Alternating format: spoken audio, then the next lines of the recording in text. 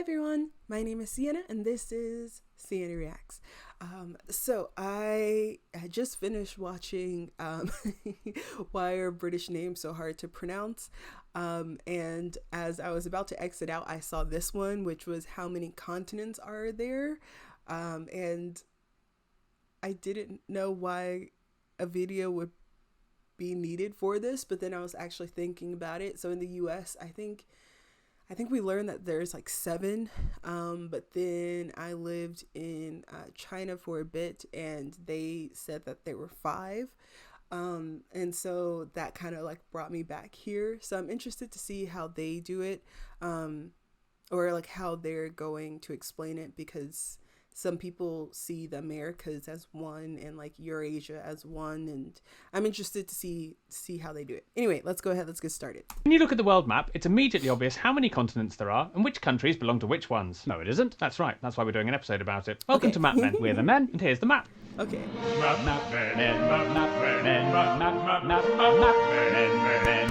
All British primary schools rated at least satisfactory by Ofsted will teach their children that there are 7 continents: Europe, Asia, Africa, Australia, Antarctica, North America and South America. Yeah. But other countries' curriculums beg to differ. In parts of Europe, they teach just 6 continents. In Russia and Japan, they teach a different 6 continents. And in South America, they teach just 5 continents. So who should we believe? Whom should we believe? Exactly.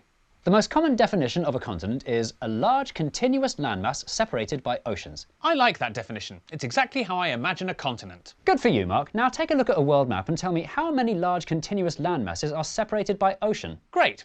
Australia? 1. North America? It's attached to South America. But the Panama Canal Is man-made and definitely not an ocean. Point taken. So all of America? 2. Antarctica? 3. Africa? Africa is only separated from Eurasia by another man-made canal, the Suez, so it doesn't fit the definition. I see. So Afro-Eurasia? Congratulations! Yes. So according to the most common definition, there should only be 4 continents. Also, the largest of these, Afro-Eurasia, contains 86% of the world's population, making it a useless distinction. I don't like this definition anymore. Neither do I. So can we instead use another, more sciencey definition? We can. The reason the Earth's land masses are as spread out as they are is because the tectonic plates that make up the Earth's crust have moved them apart over time, and using the major tectonic plates as our guide to the continents, we get a more even distribution of where they are. Tectonically speaking, North America is separate from South America, Africa is separate from Eurasia, and Antarctica and Australia are separate from everything. Nice and simple. But on closer inspection, No. this tectonic definition also has some major issues. Central America. For example, Australia. The country of Australia is this bit. But the tectonic plate, also called Australia, includes Australia and a bit of New Zealand, and half of the island of Papua, which includes both Papua New Guinea and the province of Papua, which is in Indonesia, which is in Asia. Which is confusing. So to avoid this country-continent muddle, other names for this continent do exist, including Sahul, Meganesia and Australinia. Not to be confused with Australasia, an increasingly unfashionable term describing Australia and New Zealand and some but not all of the Pacific Islands, so we're not going to mention it again. Wait, why is it called New Holland when I thought that it was like a, how do I put this? I thought that Australia kind of started out as like, this is where we're going to send our prisoners, but that was like Britain. But it says New Holland, so the Dutch came in too? Okay. So then, what continent does New Zealand belong to? By both our definitions so far, none. Good for New Zealand. What's wrong with not belonging to any continent? Not being able to take part in the Olympics.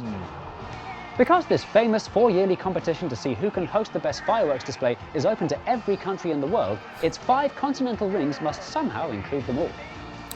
Each ring represents a different continent. There's Europe, America, Africa, Asia. And this one represents a broad region including Australia, New Zealand, as well as the Micro-Mela and Polynesian countries known as Oceania. Oceania, its very name meaning the opposite of continent. You know, I didn't know what that the rings were supposed to like represent individual continents. Is not considered one by any strict definition, but it's a popular term, especially for the purpose of making sure no country misses out on being incontinent. Only Antarctica doesn't get an Olympic ring because it's too cold to host a fireworks display. No. The tectonic and Olympic approaches could be easily combined, including both Antarctica and Oceania, giving us a nice problem-free 6 continents. Except it's not problem-free at all. We need to talk about Europe. Whether part of a landmass or a tectonic plate, Europe appears to be nothing more than a glorified Asian peninsula. So, what actually is Europe? Can it really be possible that the home of the continental breakfast isn't even a continent at all? And if so, what do we call that breakfast other than disappointing? Which brings us to a third element to consider in the definition of a continent: culture. Knowing which continent a country's in immediately tells you something about what it's like. And because Norway has more in common with Sweden when it comes to language, religion, ethnicity and favourite cutlery than it does with, say, Vietnam, a line is helpfully drawn here, breaking Eurasia up into 2 bits. But complicated culture can't be conveniently cut into clear categories. Right. Some countries cause tremendous headaches for this dividing line. Right. First, Armenia, a country which, with a 95% Christian population, arguably...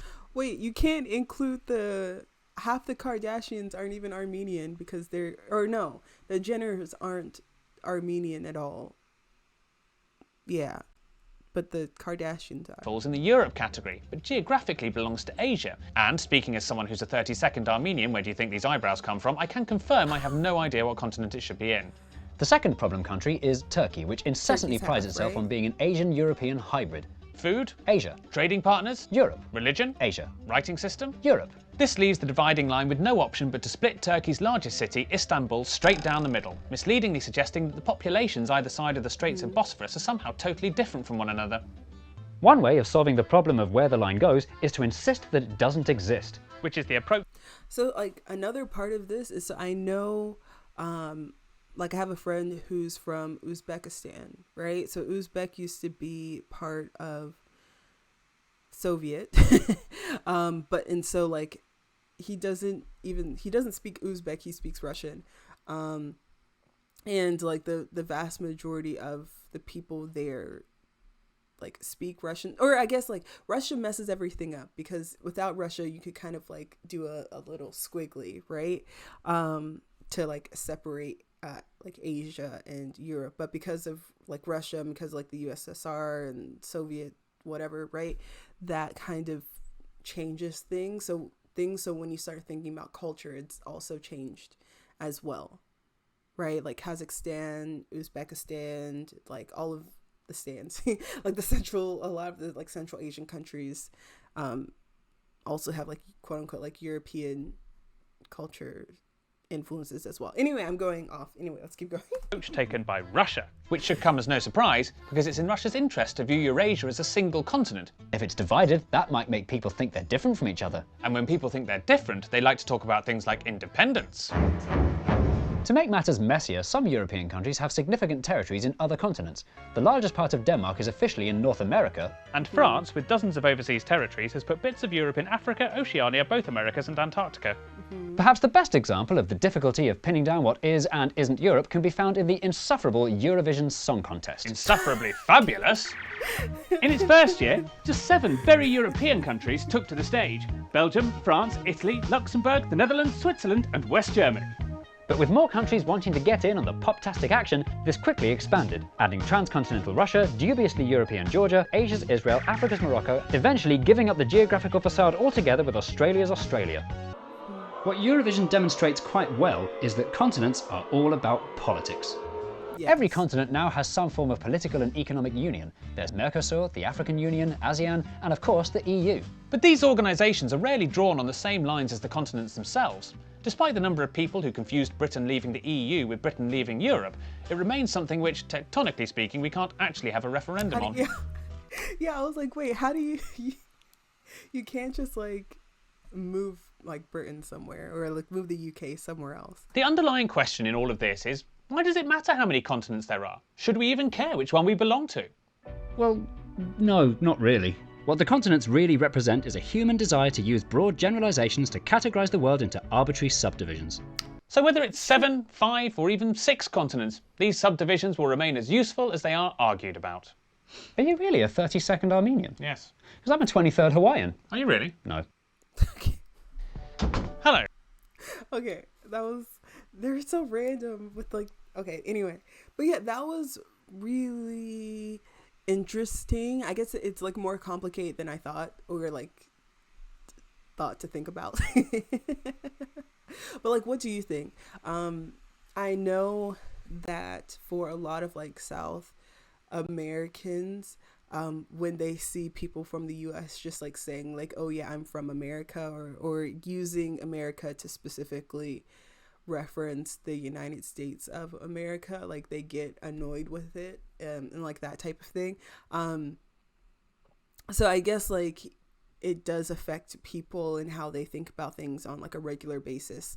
But where you're from, wherever that happens to be, wherever you're watching this from, how did you learn the continents, and how did you learn to refer to them? Like, did you learn it as the Americas? Did you learn it as like North and South America? Did you learn Eurasia versus Europe and Asia? Let me know in the comment section. Let's go ahead. Let's end here. Please like, comment, and subscribe, and I'll see you next time. Okay, so bye bye.